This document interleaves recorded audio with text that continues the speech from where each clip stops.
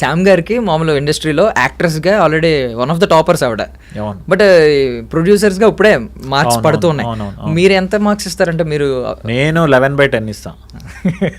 ఎందుకంటే మీరు debut production చేయడానికి ఫస్ట్ ఆఫ్ ఆల్ సినిమాల్లో సంపాదించింది బ్యాక్లో సినిమా పెట్టడం అనేది అదే that self is needs guts and passion everything.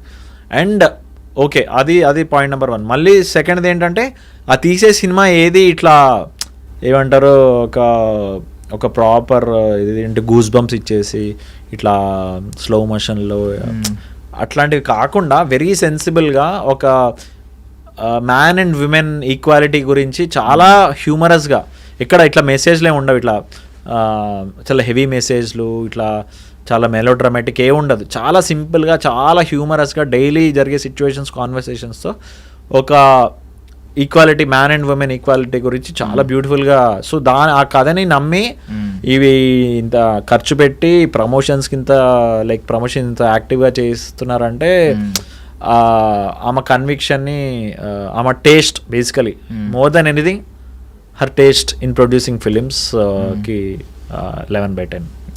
Okay.